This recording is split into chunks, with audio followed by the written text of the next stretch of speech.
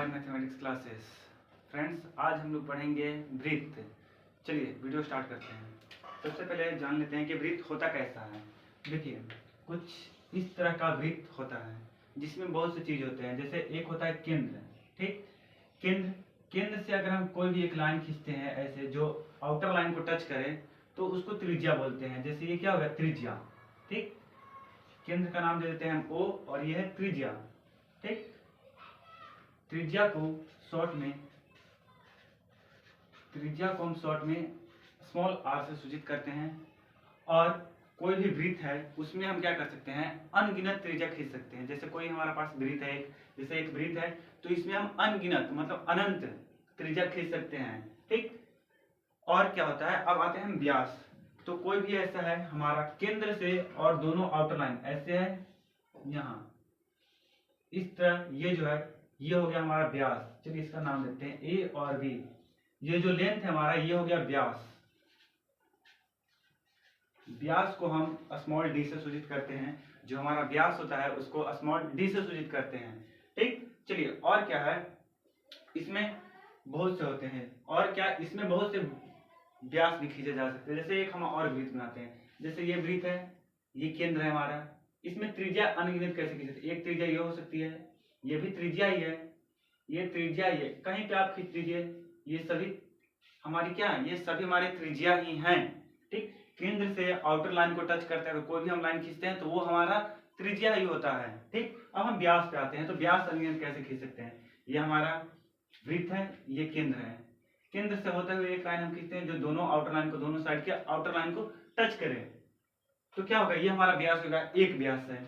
और क्या हो सकता है, ऐसे भी ये भी हमारा व्यास ही है, ये हमारा व्यास है, ये है। और खींच सकते हैं अनगिनत। आप कैसे भी खींच दीजिए, सभी क्या होंगे, व्यास ही कहलाएंगे, ठीक। पता चल गया आपको कि अनगिनत त्रिज्या कैसे हो सकती है और अनगिनत व्यास कैसे हो सकते हैं। चलिए अब हम आते हैं वृत्त के कुछ महत्वपूर्ण सूत्र पे। जैसे वृत्त का जो होता है परिधि, तो वृत्त की परिधि जो होती है वो होती है हमारी 2πr। जहां r क्या है, हमने अभी ऊपर ही लिखा है कि जहां r क्या है, त्रिज्या है, ठीक। अब परिधि क्या है भाई, परिधि तो जानना है कि परिधि होता क्या है। जैसे हमारे पास ये वृत्त है तो परिधि क्या है, जो आउटर लाइन है ये ऐसे, ये हमारे पास एक वृत्त है। अगर इसको कहीं से हम नाप ऐसे कट कर दिया जाए और क्या हो जाएगा, ऐसा वृत्त हो जाएगा, ठीक। तो ये जो इसकी लेंथ जितनी है, यहाँ से यहाँ तक की लेंथ या लंबाई जितनी है वही क्या है, हमारा परिधि है। या आप बोल सकते हैं यहाँ से ऐसे कर ले जाओ और यहाँ तक की जितनी दूरी है वही हमारी परिधि है, ठीक। आई होप आपको ये परिधि समझ में आए, परिधि क्या होता है। तो इसका फॉर्मूला है क्या, 2πr। आपको क्वेश्चन में या प्रश्न बोलते हैं जिसको हिंदी में, प्रश्न में आपको त्रिज्या दिया रहेगा कि हाँ मान लेते हैं कि त्रिज्या कुछ है। जैसे एग्जाम्पल लेकर हम अभी आपको बताते हैं। जैसे कि मान लेते हैं कि हमारे पास एक वृत्त है, यही वृत्त है, इसका त्रिज्या जो है वो है 7 मीटर या 7 सेंटीमीटर मान लेते हैं, ठीक। तो परिधि क्या होगा, 2πr। r के जगह पर हम क्या रखेंगे, 7 मीटर, ठीक। पाई का वैल्यू जो होता है वो होता है 22/7 हमारा। तो क्या हो जाएगा, 2 × 22/7 गुने 7 मीटर। 7 से 7 कैंसिल, बचेगा क्या, 22 दूनी का 44 मीटर। यह हमारा क्या हो जाएगा, परिधि। अगर वृत्त की परिधि की बात आए तो फॉर्मूला क्या होता है, तो 2πr। क्या होता है, 2πr वृत्त की परिधि का फॉर्मूला। अगर हमको इसको अगर प्रश्न बनाना कैसे बनाएंगे, कुछ इस तरह बनाएंगे। परिधि बराबर 2πr होता है, 2 पाई की जगह पर क्या करेंगे, 22/7 रखेंगे। r जो प्रश्न में हमारा त्रिज्या दिया रहेगा उसको हम रखकर और क्या करेंगे, प्रश्न को हल कर देंगे तो हमारा क्या हो जाएगा, आंसर मिल जाएगा, ठीक। अब हम अपने दूसरे फॉर्मूला की ओर चलते हैं, क्षेत्रफल। ये सभी दोस्तों हम लोग पढ़ रहे हैं क्षेत्रफल, वृत्त के बारे में। क्षेत्रफल होता है हमारा πr²। एक फार्मूला हमारा ये है और एक सेकंड फार्मूला ये है, ठीक। अब बात है कि ये क्षेत्रफल होता क्या है। आखिर हम पता करेंगे क्षेत्रफल क्या था। हम निकालते तो बहुत है कि हाँ वृत्त का क्षेत्रफल निकाल, आखिर क्षेत्रफल हम निकाल रहे हैं वो है क्या। तो दोस्तों देखिए, ये हमारे पास एक वृत्त है, ठीक। क्षेत्रफल, ये तो आउटर लाइन यहाँ से जो ऐसे हुआ ये हमारा परिधि हो गया। इसके अंदर का जितना है, मतलब ये जो है ना, इसके अंदर का कितना भाग है वो हमारा क्षेत्रफल होता है। जैसे आपने आयत पढ़ा होगा तो आयत में क्या होता है, इसके अंदर कितना लेंथ है, ये अंदर का कितना स्पेस है, वही क्षेत्रफल होता है। तो वृत्त में भी वैसा ही होता है कि अंदर का कितना भाग है वही क्षेत्रफल होता है। अब उसको निकालते कैसे हैं, तो सिंपल सा फॉर्मूला यूज करते हैं पाई आर स्क्वायर। ठीक है, चलिए अब हम इससे इस प्रश्न को सॉल्व करते हैं। जैसे हमारे पास एक त्रिभुज यही है, सॉरी वृत्त यही है, जिसका क्या किया है, त्रिज्या दिया हुआ है 7 मीटर। चलिए इसका हम अब क्षेत्रफल निकालते हैं। कैसे निकालेंगे, फॉर्मूला यूज करेंगे। पाई का मान क्या होता है 22/7, आर हमको दिया है कितना है 7 का स्क्वायर।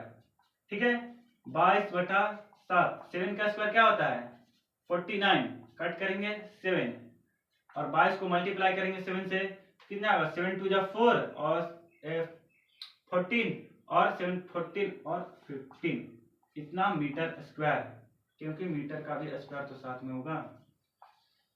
तो ये हमारा आ गया क्षेत्रफल का आंसर। जैसे क्षेत्रफल पूछे तो क्या करते हैं, फॉर्मूला लगाते हैं पाई आर स्क्वायर। किसका क्षेत्रफल पूछे तो वृत्त का, ये ना कि आयत का क्षेत्रफल पूछे और हम फॉर्मूला लगा रहे हैं पाई आर स्क्वायर, तो वहां तो हमें पता ही नहीं चलेगा कि आर होता क्या है या आर कहाँ दिया है, क्योंकि आयत में क्या होता है लंबाई और चौड़ाई होता है। ठीक है, चलिए आगे बढ़ते हैं। आपको परिधि और क्षेत्रफल निकालने का फॉर्मूला भी पता है और कैसे निकालते हैं ये भी पता है। अब हम चलते हैं आखिर व्यास। एक चीज हमने बताया, व्यास, व्यास क्या होता है, ये वाला लेंथ ना, व्यास क्या होता है, तो व्यास बराबर जो होता है, इधर लिखते हैं फॉर्मूला 3, व्यास जो होता है क्या होता है त्रिज्या के दुगना होता है, तो क्या लिखते हैं 2r।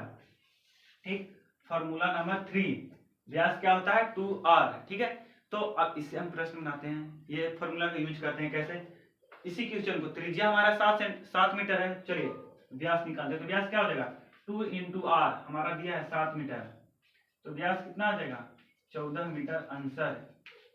आराम से हमने निकाल लिया व्यास कितना होगा। हमें त्रिज्या दिया है तो हम व्यास, क्षेत्रफल और परिधि क्या कर सकते हैं, बहुत ही आसानी से निकाल सकते हैं दोस्तों। चलिए अब हम आगे बढ़ते हैं। अब क्या किया जाए, अगर क्षेत्रफल ही दे दे, ऐसा हो सकता है प्रश्न में कि क्षेत्रफल ही दे दे और हमसे त्रिज्या पूछ दे कि त्रिज्या क्या होगा। ठीक, तो उसके लिए क्या फॉर्मूला है, जब क्षेत्रफल दिया रहे तो क्या करेंगे हम, त्रिज्या बराबर जो हो जाएगा क्षेत्रफल, ये सभी रूट अंडर क्षेत्रफल बटा पाई। ठीक है, जब त्रिज्या पूछे तो क्या करेंगे रूट अंडर क्षेत्रफल बटा पाई, जब क्या हो क्षेत्रफल दिया रहे तब, फॉर्मूला नंबर 4। और त्रिज्या क्या होगा, अगर परिधि दिया रहे तो हम त्रिज्या कैसे निकालेंगे, बात है परिधि दे दे और त्रिज्या निकालने के लिए बोले हम कैसे निकालेंगे, जबकि हमने सीख लिया कि त्रिज्या दिया रहे तो हम परिधि कैसे निकालते हैं, सेम उसी तरह निकाल देंगे।